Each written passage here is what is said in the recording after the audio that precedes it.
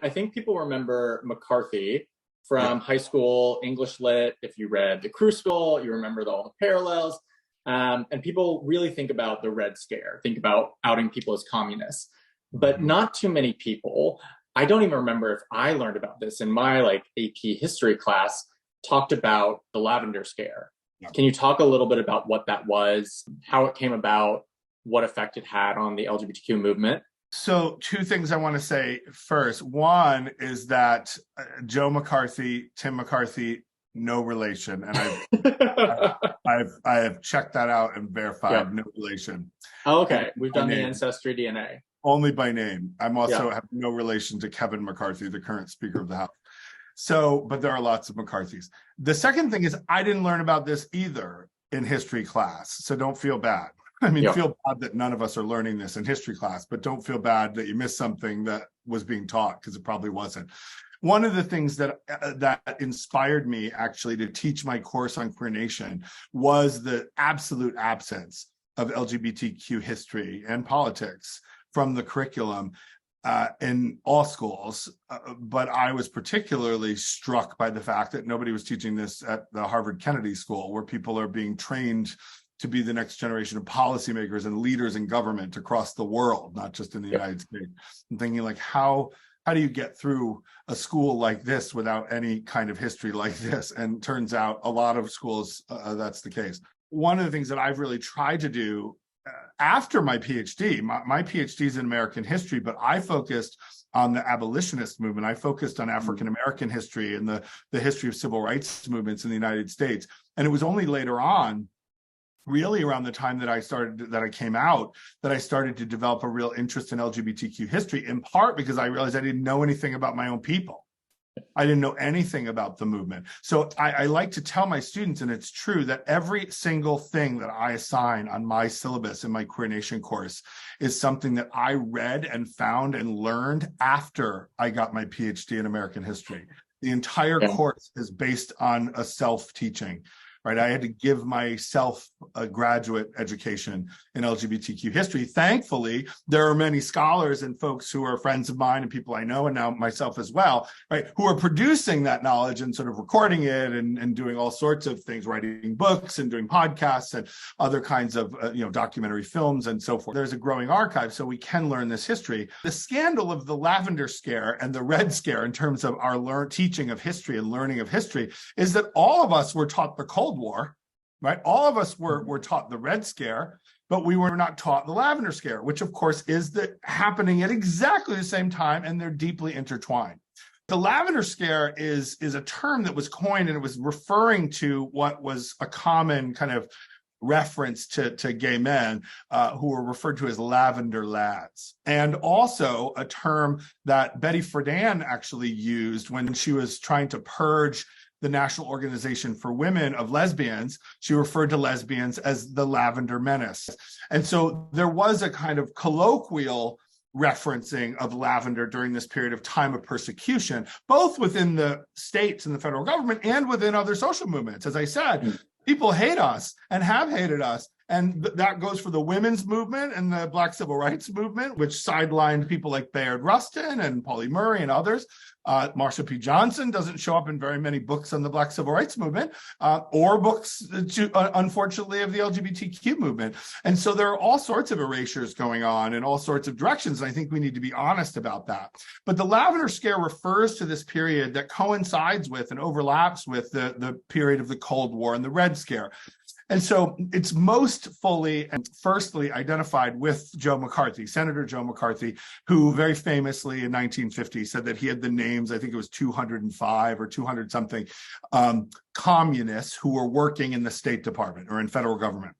So that was the kind of moment of origin of what becomes known as the Red Scare, right? This kind of mass hysteria over the fiction or the myth that the federal government of the United States has been infiltrated by Russian communists. And of course, this was all a sham. There weren't communists sort of working all throughout the federal government, but it led to a kind of a panic and a mass hysteria and an attempt to purge not just the federal government, but Hollywood and schools and other kinds of institutions of suspected communists.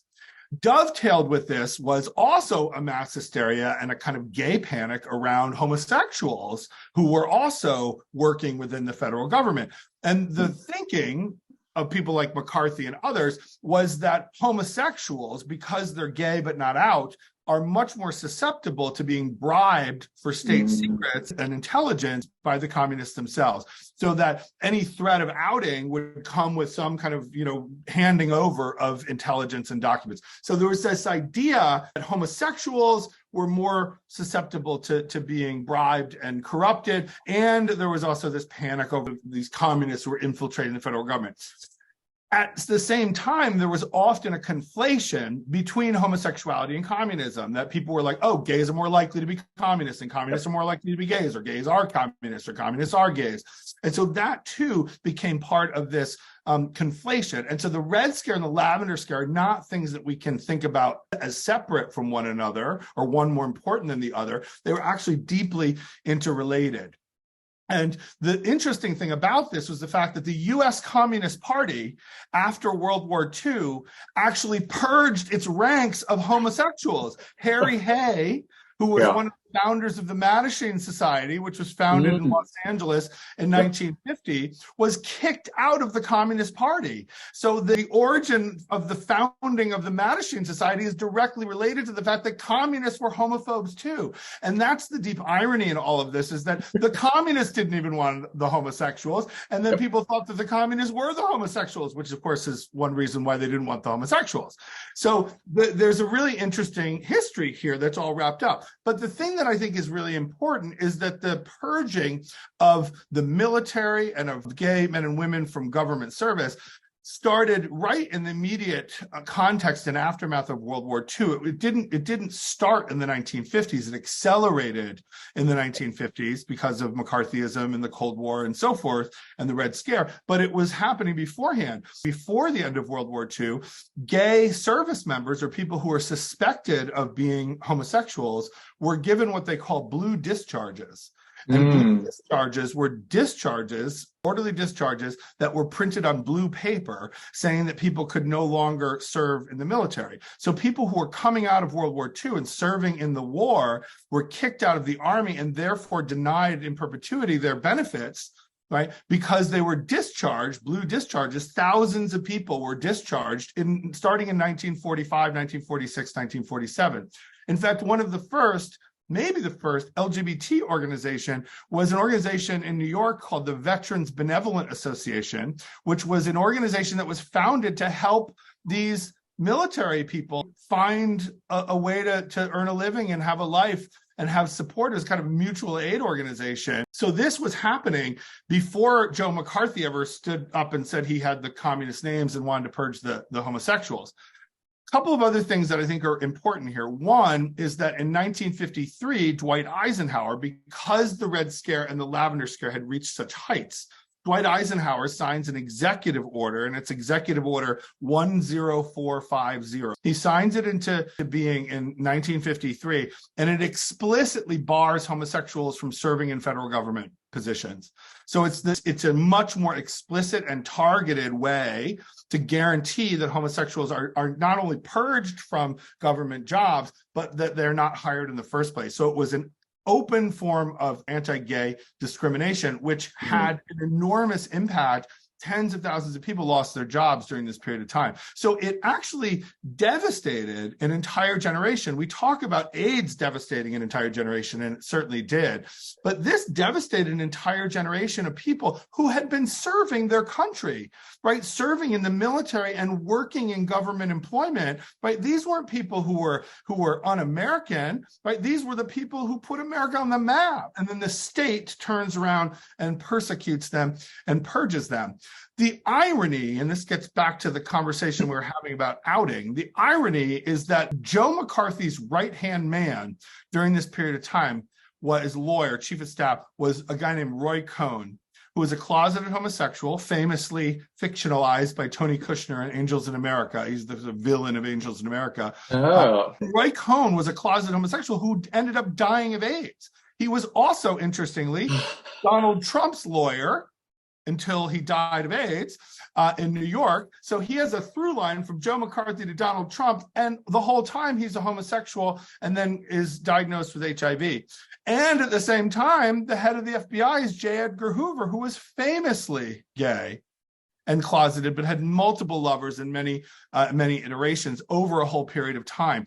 And so this Lavender Scare, and Red Scare too, this Lavender Scare was presided over by a whole bunch of anti-communist, anti-gay straight people, but it was also enabled and perpetrated by a whole bunch of closeted, self-hating homosexuals. And so that's why we need to learn this history, right? Because it's a history of hate, but it's also a history of hypocrisy. Yep. And it gets at all of the messiness, getting back to the mess. But it's not just Stonewall that's a mess. The whole thing's a mess. America's a mess. Getting back to Walt Whitman's containing multitudes and contradicting themselves. All right, so today we have this California-Florida debate where we're seeing Governor Gavin Newsom really go on the offensive against right-wing populism that's really been heralded and kind of most emblematic in Ron DeSantis. And I think that a lot of people see these two states as really the two magnets for what America could be, what America could look like. And I think it's really interesting because, as we discussed before, this is not the first time these two states have really been two magnets and kind of two illustrations of the America that could be, and particularly when it comes to queer issues and queer rights. Can you talk a little bit about this? Yeah. So it's interesting, right, when you think about Gavin Newsom and Ron DeSantis, who are a very interesting pairing in this modern moment. You know, Gavin Newsom, who with Kamala Harris, who's also from California, that had the career as DA and AG and senator in California. And in the wake of Prop 8, which of course, it was a ballot initiative that led to gay marriage being prevented in California, Gavin Newsom and Kamala Harris famously stood up at City Hall in San Francisco and performed gay and lesbian marriages. And it was a huge moment of controversy because they were literally breaking state law in order to do that, which a lot of people forget. You know, and then of course, Ron DeSantis is represented by many things, but he's the don't say gay governor, right? And the I hate Disney governor. And so we see this stark contrast between these two men and these two states. But you're right to think back a generation or two where you had a similar kind of standoff between a beauty queen and Tropicana Orange spokesperson named Anita Bryant and an out gay politician who ultimately on his fourth try was elected to the San Francisco Board of Supervisors named Harvey Milk. So in 1977, Anita Bryant and other evangelical Christians formed an organization called Save Our Children. And it was an organization that was attempting to overturn a county-wide ordinance in Miami-Dade County in Florida that would protect gay and lesbian people from discrimination in public accommodations, housing, etc. And so this was a very important ordinance that was passed in Miami-Dade County protecting LGBTQ people. So Save Our Children became an organization that was founded in the wake of that ordinance passing in order to to overturn it. And so Anita Bryant becomes the spokesperson, not only of the Save Our Children campaign, but she has national recognition anyway, because she had been I think a Miss America contestant. She was a singer, an award-winning singer. There's if you want a fun YouTube project one day, Google National Anthem and Anita Bryant or Anita Bryant in America the Beautiful. You'll get some interesting videos. So Anita Bryant was very, photogenic, and she was a Christian woman. She was fairly soft-spoken in some ways. She was a mother. She was a singer. So she had a lot of popularity, and she was like ready-made to be the kind of spokesperson of this thing. And her identity as a mother and a Christian mother was all part of this whole larger campaign. And what the campaign argued is that we have to get rid of gays and lesbians because they are perverts, right? They're groomers, to use that discourse. This is ancient discourse, this idea that gay people, lesbian people, LGBTQ people harm children or are a threat to children or want to groom children in some ways, that homosexuals are pedophiles, right? These are longstanding myths that are always weaponized, always, over and over and over again, to try to roll back or prevent us from having rights. And so that campaign was successful. They were so successful that they overturned the ordinance that had been passed 2-1 in 1977, and it was an extraordinary defeat after an extraordinary victory. And in many ways, it marked, for a lot of people, when we think about it, the kind of coalescing of what becomes a kind of Christian coalition, or the conservative evangelical right-wing conservative movement that fueled the rise of Ronald Reagan, Reagan's presidency, the violence done to LGBTQ people in the midst of the AIDS epidemic, etc.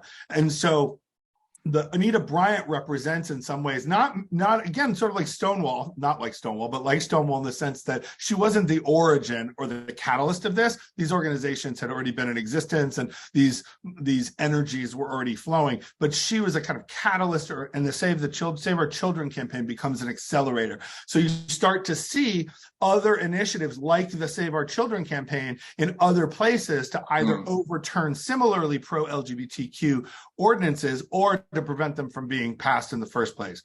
So one place where that was spreading, right, it was a kind of contagion. This gay panic often leads to contagions, which we see now with all of these state level hundreds of anti-LGBTQ, particularly anti-trans bills across these state legislatures. Today, same thing was happening in the late 1970s, in part because the LGBTQ movement, or the gay and lesbian liberation movement, had proliferated in the wake of Stonewall in the 1970s. So in some cases, the Save Our Children campaign and campaigns like it were a backlash against that progress, just like we're seeing today, this backlash, and particularly anti-trans backlash in this moment after a whole series of victories in the movement for other things. And so the Briggs Initiative, which is what it became known as in California, was a Proposition 6, on the ballot in 1978. John Briggs, who was a conservative state legislator, put this proposition on the ballot. So Proposition 6 was an anti-gay and lesbian teacher proposition. It was very specifically targeted so that gay and lesbian teachers could not teach in public schools. So it was really targeting teachers as the front line of the sort of harm to children, which was in some ways a kind of advance of the rhetoric, right? The Anita Bryant rhetoric, though including teachers, was sort of in general, right? This was very specific, going after teachers, which of course created a chilling effect in education for obvious reasons. So this Briggs Initiative was quite popular, and it was widely debated. And Harvey Milk, who was rising in status at the time as a kind of local political figure in San Francisco within the gay community, was running for board of supervisor. He kind of emerged as this powerful, prophetic, flamboyant, provocative voice against the Briggs Initiative and against John Briggs. And he had a famous debate on TV where he kind of shuts Briggs down. And what happened was ultimately the Briggs Initiative, that proposition, was defeated, I think 53-47. So it was defeated narrowly.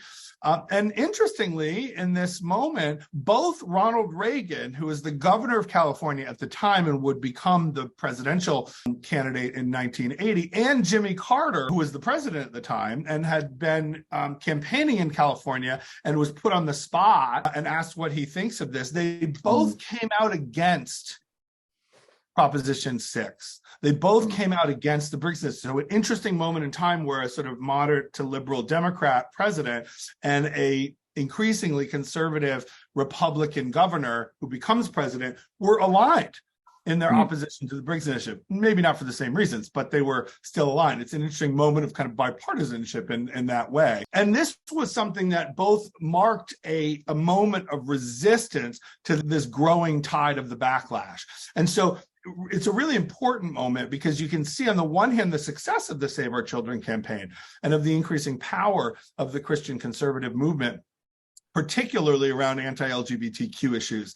And then you also see the growing power of the LGBTQ movement and allies, right, rising up to prevent this kind of discrimination from spreading. But you can see where it's successful in a place like Florida and where it's not successful in a place like California, which then speaks to how diverse in terms of politics and ideology the country really is. And so you have, similarly today, states like Massachusetts, where I live, right, which is incredibly progressive. We have an out lesbian governor. We were the state with the first and still only LGBTQ youth commission, right? And California was the first state to pass a state level form of legislation called the Thayer Act for inclusive LGBTQ inclusive curriculum. And then you also have places like Tennessee and Florida and others where they're passing bill after bill after bill that's going after curriculum, trans kids in sports, bathrooms, whether or not you can say gay, how you teach sex ed, right? All of these backlash, I call them backlash bills, which were similar to the Save Our Children campaign. And the stunning thing about it, speaking of through lines, is that the people now are using the same rhetoric that Anita Bryant and her people were using in the 1970s, right? So in some ways, these cycles of history produce the same kinds of arguments for the same kinds of treacherous forms of discrimination. And so we keep fighting.